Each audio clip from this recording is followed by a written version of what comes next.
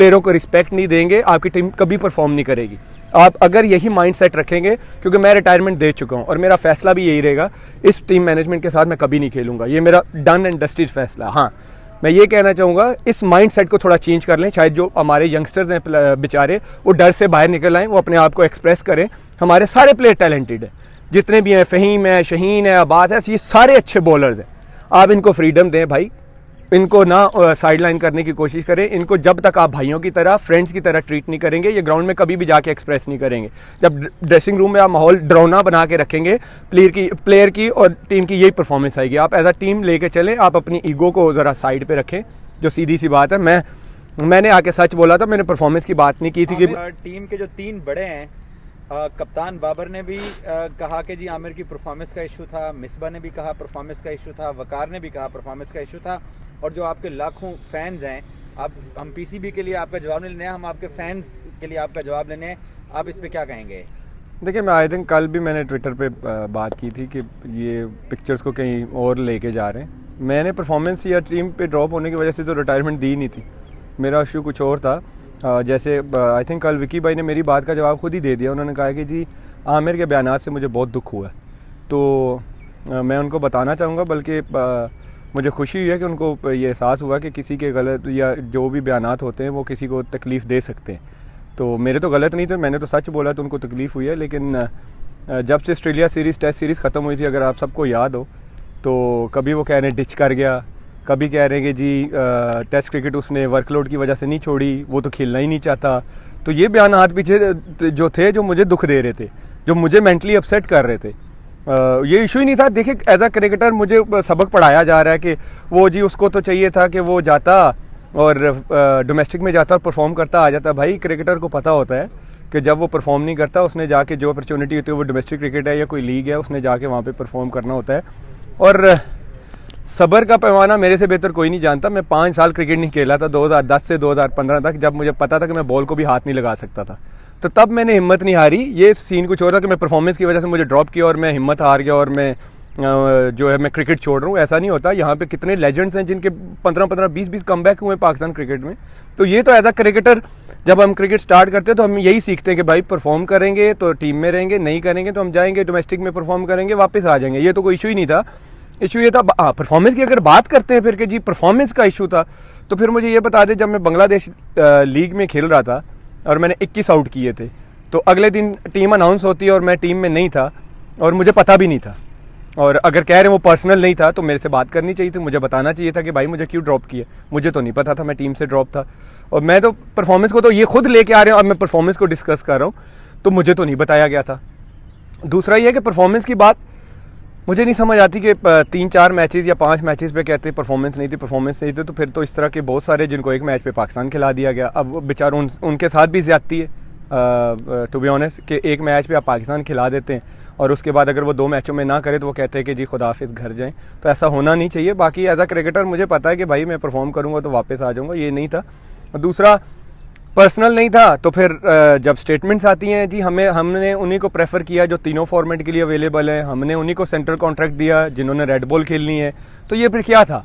और जब मैं टीम से बाहर होता था तो बात तो नहीं करते थे कि हाँ जी क्यों किया, रीज़न क्या था। अब वो बता रहे हैं जी, वो मिसबा भाई ने बताया कि जी उसकी पेस नीचे आ गई थी। तो भाईजान, मैंने अपनी फिटनेस को देख के, अपनी सारा कुछ अपनी फिटनेस को देख के, अपनी सारा कुछ क्या कहते हैं, इंजरीज़ को देख के, अपनी परफॉर्मेंस को देख के, क्योंकि मेरी पेस दिन ब दिन आ रही थी नीचे, क्योंकि इंजरीज़ की वजह से मैं 20 दफ़ा बता चुका हूँ कि मैं वर्ल्ड कप भी स्पैज़म में खेला था। और अगर आप अब रिसेंटली देखें, जब आपकी बॉडी रिकवर होती है, आप फ्रेश माइंड से खेलते हैं। मैं श्रीलंका में जाके मैंने 145 पे भी बॉलिंग की है। जब आप मेंटली फ्रेश होते हैं, जब आपको फ्रीडम दिया जाता है, तो ये होता है। बाकी परफॉर्मेंस का मैंने ये आप खुद लेके आ रहे हैं, मैं फिर बार बार कह रहा हूँ, मैं परफॉर्मेंस को डिस्कस ही नहीं कर रहा था।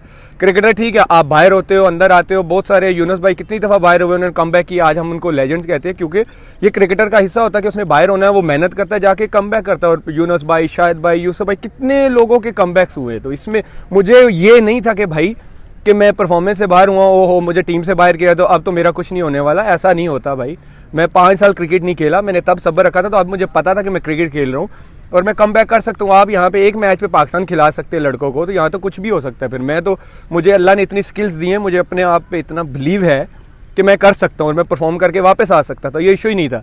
इशू ये था जब आप सेंट्रल कॉन्ट्रैक्ट से बाहर करते हैं तो आप कहते हैं जी हमने तो उन्हीं को रखना है, तीनों फॉर्मेट खेलने वालों को जो पाकिस्तान को अवेलेबल है, तो आपने तो एक एक फॉर्मेट वालों को दिया सेंट्रल कॉन्ट्रैक्ट। मैं तब भी नहीं बोला। फिर आपने बोला जी हम टूर पे उनको लेके जा रहे हैं जो तीनों फॉर्मेट में हमें अवेलेबल हो। अच्छा जी, मैं तब भी नहीं बोला। फिर आप जब मैं लीग खेलने जाता हूँ, जब मुझे मेरे पास जो अपॉर्चुनिटी होती है कि मैं चलो मैं कहता हूँ कि यार मैं वहाँ पे जाके परफॉर्म करता हूँ, तो वही अपॉर्चुनिटी है कि मैं परफॉर्म करूँ, मैं टीम में वापस आ जाऊँ। वहाँ पे आपसे सहाफ़ी कोई सवाल करता है किसी प्लेयर के वर्कलोड का, आप कहते हैं नहीं जी मोहम्मद आमिर ने तो वर्कलोड से नहीं छोड़ा, वो तो टेस्ट क्रिकेट खेलना ही नहीं चाहता। तो आपको कैसे पता कि भाई मैं नहीं खेलना चाहता?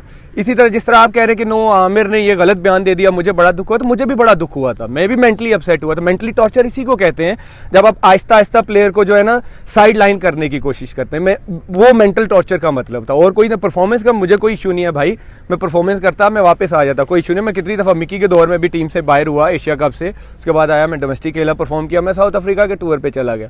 इसका कोई इशू नहीं था। आप पिक्चर को कहीं और लेके जा रहे हैं। मैंने आके सच बताया था भाई मेंटली ये डिस्टर्ब कर रहे हैं, मैं इनके साथ नहीं खेल सकता, और मेरा स्टांस भी ये रहेगा जो इनका माइंडसेट है, इस माइंडसेट के साथ मैं नहीं खेल सकता। और दूसरा ये है कि आप पता नहीं कितने, अब आपने तीनों की सुनी है, बाकी जो आपके दोनों कोचेज़ हैं इनकी आपस में ही नहीं बात बन रही। वो एक कहते हैं 150 की पेस से बॉल करने से कुछ नहीं होता, 20 आउट करने पड़ते हैं। बिल्कुल मेरा भी यही मानना है, 20 आउट करने पड़ते हैं। एक तरफ आपके हेड कोच कहते हैं वो नहीं, आमिर की 85 से 81 पे पेस आ गई थी, हमने इसलिए ड्रॉप कर दिया। तो पहले तो आपस में सही हो लें, फिर आमिर को सबक पढ़ाएं कि जी जाके डोमेस्टिक में परफॉर्म करते वो टीम में आ जाते। तो जो आपकी फिर परफॉर्मेंस है, आप पहले अपनी परफॉर्मेंस पे ध्यान दें, फिर आपको भी अपनी परफॉर्मेंस पे ध्यान देना चाहिए कि टीम के हालात क्या हो गए, टीम क्या थी और टीम कहाँ से कहाँ चली गई है। आपको भी अपनी परफॉर्मेंस पे ध्यान देना चाहिए। मुझे एज अ क्रिकेटर पता है कि मुझे क्या करना है। आप तो आके एक्सक्यूज़ दे रहे हैं, कोविड था, फलाना था, ढिमकाना था। तो कोविड तो सबके लिए, सारी टीमों के लिए, इंडिया के लिए भी है, इंडिया भी कोविड में खेला है। तो आप अपने एक्सक्यूज़ प्लेयरों पर ना डाला करें, प्लेयर को पता होता है। और आज भी कह रहा हूँ, मुझे सिर्फ जो सामने अप फ्रंट की है, क्या कहते हैं, हेल्प की है मेरी या सपोर्ट की है, वो सेठी साहब थे और लाला थे। इसके अलावा कोई भी नहीं था। पीछे बैठ के जो पता नहीं क्या करते रहे बंद कमरे में, अभी आके कहते हैं कि आमिर के साथ हमारा कोई पर्सनल नहीं था, लेकिन हमें पता होता कि पर्सनल क्या होती हैं। वो चीज़ें आपको नज़र आ जाती है कि पर्सनल इश्यूज़ पे कैसे साइड पे किया जाता है। बाकी मुझे अप फ्रंट जो सपोर्ट किया वो सेठी साहब ने किया और लाला ने किया, वो मैं हमेशा कहता रहूँगा और इस चीज़ को मैं कभी भूलूंगा नहीं। बाकी वो जो मर्जी कहते हैं, मैं भी कह सकता हूँ कि जी मैं तो कल प्राइम मिनिस्टर बन जाऊँगा या मैं प्राइम मिनिस्टर के ख्वाब बनने के, ये कोई भी अपने मुँह से कोई भी कुछ भी कह सकता है। तो वो कहते रहे, उन्होंने शायद किया हो, अल्लाह बेहतर जानता है, मैं नहीं जानता। उन्होंने फाइट किया हो, शायद किया भी हो, मुझे नहीं पता। लेकिन जो मेरे सामने जिन्होंने मुझे सपोर्ट किया वो शाहिद भाई थे और सेठी साहब। अच्छा, आखिरी सवाल, अगर आपका T10 अच्छा जाता है और PSL अच्छा जाता है और आपको सिलेक्शन कमेटी या मोहम्मद वसीम कॉल करते हैं कि आमिर पाकिस्तान के लिए अवेलेबिलिटी शो करो, तो आपका क्या स्टांस होगा? देखिए मेरा स्टांस सबसे पहले तो मैं क्लियर कर दूं, ना मैं बोर्ड के सिस्टम से बड़ा हूं, ना मैं क्रिकेट से बड़ा हूं। ये सबके माइंड में बात होनी चाहिए। लेकिन मैंने जो मैनेजमेंट के माइंडसेट की बात की है, ये मुझे नहीं लगता कि मैं एज अ क्रिकेटर इस मैनेजमेंट में आके मैं डिलीवर कर सकता हूँ। जब मुझे पता है कि मैं इस मैनेजमेंट के साथ या इस माइंडसेट के साथ डिलीवर नहीं कर सकता, तो मैं क्यों आके किसी लड़के की जगह मारूं या अपना टाइम भी वेस्ट करूं? क्योंकि जब आप एज अ क्रिकेटर, मैं बिलीव करता हूँ, आप किसी भी क्रिकेटर से पूछ लें, जब तक वो क्रिकेट को, ड्रेसिंग रूम को एंजॉय नहीं करता, उस माहौल को मेंटली फ्रेश नहीं होता, वो कभी डिलीवर नहीं कर सकता। आप जितने मर्जी प्लेयर उठा के देख लें, फॉर्म लगने ना लगने का मतलब क्या होता है कि वो मेंटली डाउन होता है। तो जब बंदा मेंटली डाउन होता है तो वो अच्छी तरह डिलीवर नहीं कर सकता। उसके साथ जो अराउंड पीपल होते हैं उन्होंने उसको उठाना होता है। यहाँ पे एक प्लेयर एक इनिंग में या 2 मैचेस में कुछ ना करे तो मॉर्निंग विंजिंग शुरू हो जाती है, ए की कर रहे हैं, ओ की कर रहे हैं। तो ये तरीके नहीं चलते। और ना आपने जैसे बोला कि मैं ना पाकिस्तान से बड़ा हूँ, ना मैं क्रिकेट से बड़ा हूँ, ना बोर्ड के सिस्टम से बड़ा हूँ, लेकिन मैंने जो माइंडसेट की बात की है, ये हमेशा मेरे यही स्टांस रहेगा। मैंने इस मैनेजमेंट के माइंडसेट के साथ मैं नहीं खेल सकता। साबित करें तो मेरा दिल और टीम के दरवाजे दोनों खुले हैं। मैं यही बता रहा हूँ कि परफॉर्मेंस की तो बात ही नहीं है। परफॉर्मेंस की बात होती तो फिर मैंने कुछ चीज़ें आपको हाईलाइट करवाई हैं, वो मुझे बताते। जब मैं बांग्लादेश से आप इस जेस्चर को कि मेरा दिल और टीम के दरवाजे, ये तो अब उन्होंने मीडिया पे आके बात की है ना, दिल उनका कुछ और कहता। अगर दिल उनका कुछ और कहता तो मेरे से डेफिनेटली पहले भी बात करते, जिस तरह साइड पे आहिस्ता आहिस्ता करते जा रहे थे।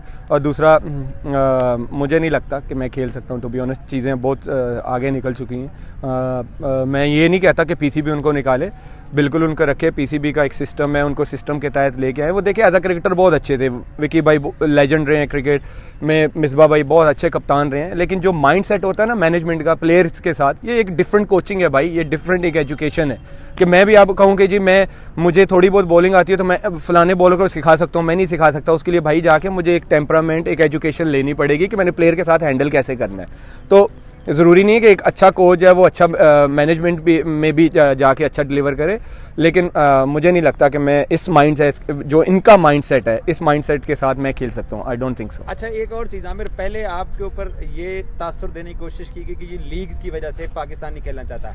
अब कल की 2 प्रेस कॉन्फ्रेंस से एक नया तासुर उभरा है कि आमिर एहसान फरामोश है। मिसबा कहता है मैं कप्तान था, मैं लाया। वकार कहता है मैं सिटी से लड़ा, मैं लाया था। अब ये तासुर दिया जा रहा है कि ये एहसान फरामोश है और हमारे ऊपर बातें कर रहा है। ये चले वो बेचारे क्या पता किस सेंस में बात कर रहे हैं, लेकिन ये है कि मैंने पहले भी बात की है और आज भी कर रहा हूँ।